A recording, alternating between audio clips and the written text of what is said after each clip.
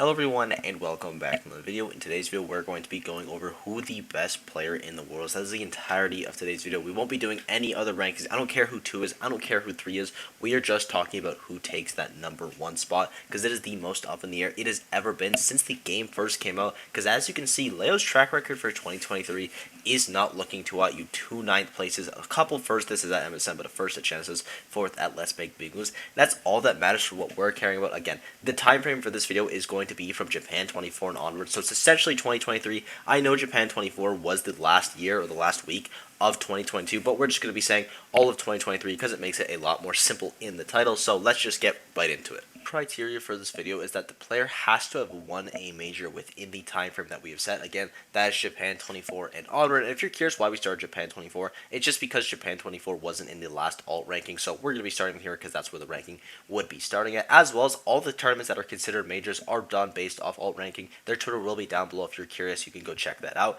But we're eliminating a ton of players here off the bat. You have Meister, Big D, Osimo, SkyJ, Mudace, T, Glutoni, Shootone, Zachary, Sonics, and myself all being eliminated right off the gate. But the biggest 2 players being eliminated because they don't have a major win yet this year are ProtoBanham and Spargo. Starting off with Bonham, he only does have this one result at Summit, which is honestly pretty good. Got wins on Big D, Aaron, Tweek, Riddles. That's 2 or 3 top 15 players as well. Aaron's incredibly talented, only losing to Tweek and Akko. That's 2 top 5 losses. He played really well this weekend, as well as being one of the best counter pickers in the world. I think Tweek maybe has an argument now for number 1 counter picker just because he's been so proficient, but he doesn't do it to the extent of Proto does, or rather ProtoBanham does, in switching between games. The way that Bonham switches between characters mid-set is like no one else in the world. I honestly don't know if we'll ever see it replicated because it is extremely impressive. When you watch Bonham play, he is that top 1 caliber player. He is simply unreal. I really hope we can see more of him this year because he is just so talented. And by the look of his tournaments, he seems to be getting back into the swing of things, which is super nice.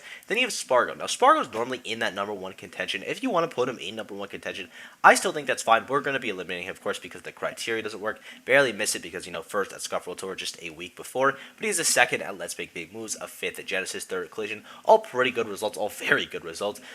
But then you have this Summit run, 13th at Summit. He got some okay wins on Hungry Box and Natoru. Kurama, Mudace, and Riddles aren't terrible losses, but then he has a Void loss. So what we're going to be doing, and again, this is just an example, we're going to be saying bad losses a lot in this video. And what I mean by a bad loss is essentially if the player is not top 25 or 30 in the world, then it's a bad loss. It's a really bad loss because you are contending for number 1 in the world. And there is like 5 people that could be in contention for that number 1 spot with solid arguments for all of them.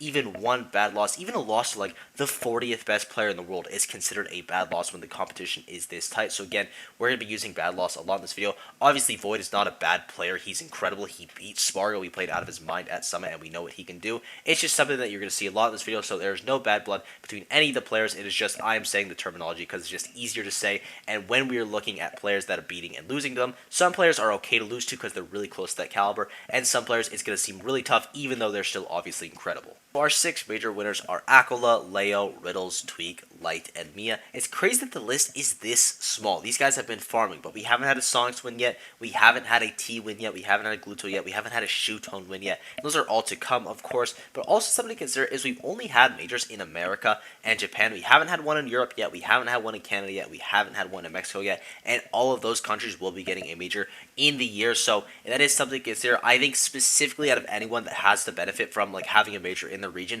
it would be Bloom because he's the most likely to win even if invaders are involved because Bloom is crazy. So he could be someone that you could see on this list, but he hasn't been a major yet because he doesn't really travel that much, and there hasn't been any majors in Europe. So again, that is just something to consider, but this is going to be the 6 people that we're going to be talking about for the rest of this video. Now, using the data from alt ranking, again, their stuff will be down below. We can see which majors were weighed for how much in 2023, starting off with Japan 24, which was actually just a really big beat tier, the biggest beat tier that we've had by a significant amount, at least, again, within the time frame. And it is going to mean that Japan 24 is not a major. We're still going to be talking about it because it is still a big event where a lot of good wins happen, but it is definitely weighed less than the other events. And our first major is actually going to be Level Up Expo, which Light did take. This is the smallest major, which is something to consider. Then you have Subageki 13, which Mia took. These are both A tier events. Then our first A plus tier event is going to be Ultimate Summit 6, which Akla did end up winning. Then you have Meisuma Top 11, which is the only S tier event, which Mia won. Then you have Collision, which is S plus. Riddles was able to take that one. Then Kagari B9, you had Aquila taking. Let's Make Big Moves, you had Tweek taking. Then Umabora SP9, you had Aquila taking. And the biggest event of the year by far is going to be Genesis 9, which Leo took. As you can see, it has the little proof block ranking right there. This event is by far, again, by 2,000 points, it is the biggest event. Sorry for the little mic bump there. So that is a huge thing for Leo. Even though it is his only event win of the year, it is by far the biggest one.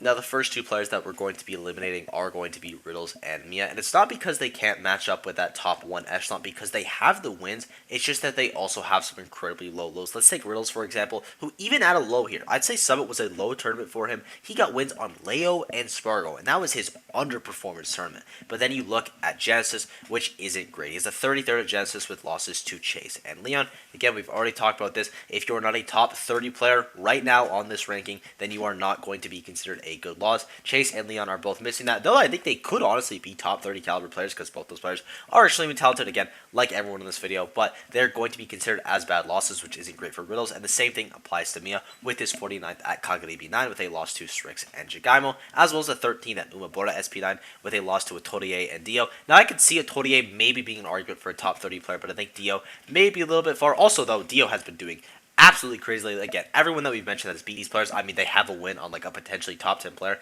that has won a super major this year, so they're all incredible. But these bad performances are unfortunately going to be knocking you out of that top 1 position because, again, it is so close right now, and the guys above you just simply don't have these lackluster placements. Next up, we're going to be eliminating Light. He has a very strong repertoire, though. 5th at Let's Make Big Moves, wins on Zomba, Dabuz, and MK Big Boss, only losing to Gluttony and Leo. Nothing wrong there. Genesis 9 has a 3rd place there, wins on Sonics, Spargo, Tweek, Kameme, Shattuck, Yoshi, only losing to Mudace and Leo. Nothing wrong there. Level of Expo, won the whole thing, got wins on Capitan Cito, Mystery, and 2 wins on Sonic and Tweek, only losing to Tweek. Nothing wrong there. Really good there, his best performance, or maybe Genesis was the best performance, but still, these are both amazing. But then you have Collision, which is a little bit rough, gets a win on Beast, loses to Quandale, Dingle, Lingleton, then he gets wins on Puppe, Colorado, Icon, and Syrup, that loses to Tweek. So his only bad loss is going to be at Collision, which is a little bit unfortunate, the last event there. And I will say, Summit could have changed things. I don't think if Light won Summit, unless he beat Leo twice, beat Tweek twice, beat Aquila twice, maybe then he's the best player in the world, and Spargo as well in some order.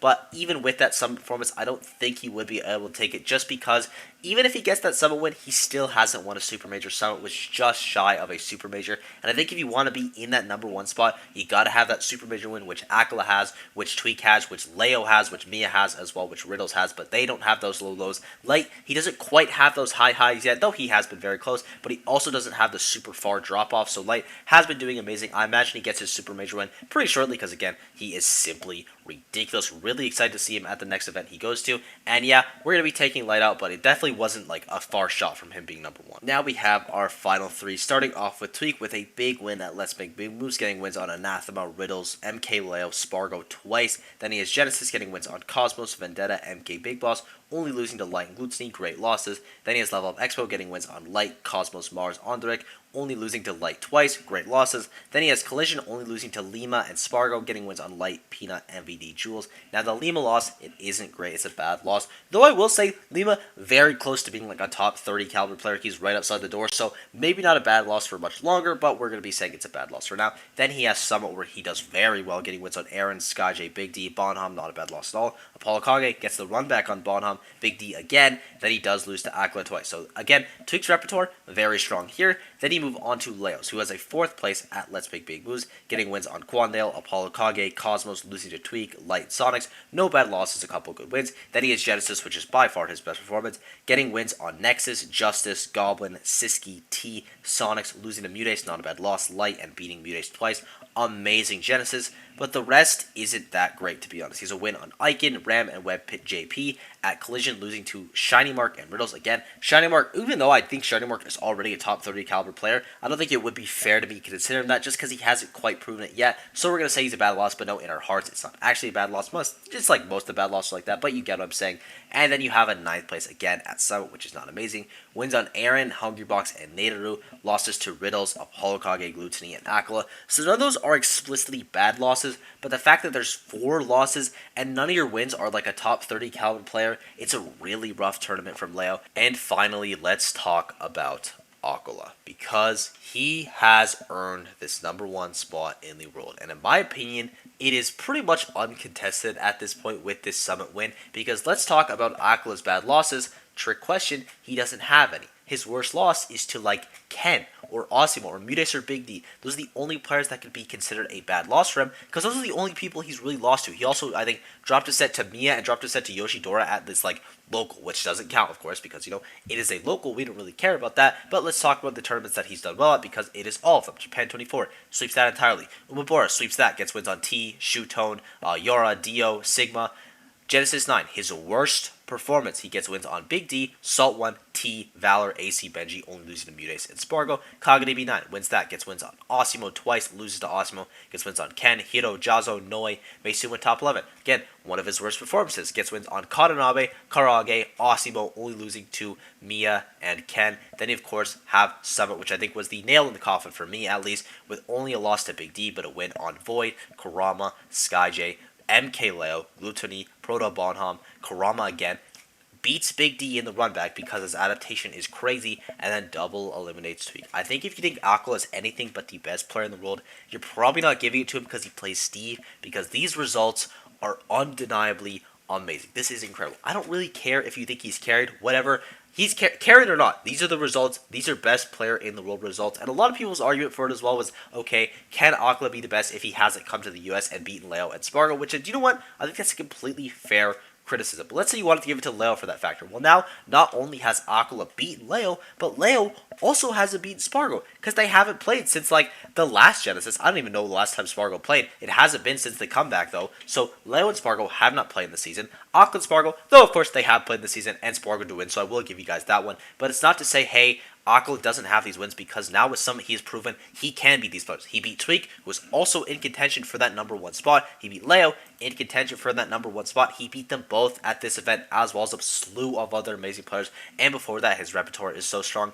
Even though Leo won the biggest event of the year in Genesis, and even though Tweek has been rivaling his consistency because, you know, Tweek is the consistency at this point, Leo is the peak, Akula has that perfect combination of both, and I'm going to be giving him the best player in the world for now because I'm curious to see what happens if Steve gets banned, which at this point, I really hope Steve doesn't get banned. The tech doesn't seem that bad, and even if he does get banned, just let Akula play Steve. He's proven himself to be the GOAT, even if it is with the character, even if you think he's carried out of his mind. Again, these results are so impressive that you want to see, can these people, can they beat Akula? Because right now, it's not looking like they can. He is so good. So good.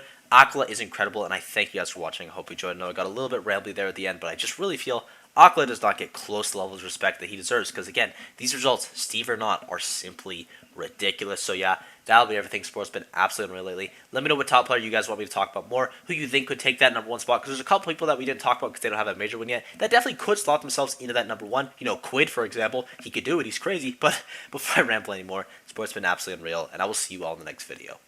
Bye-bye.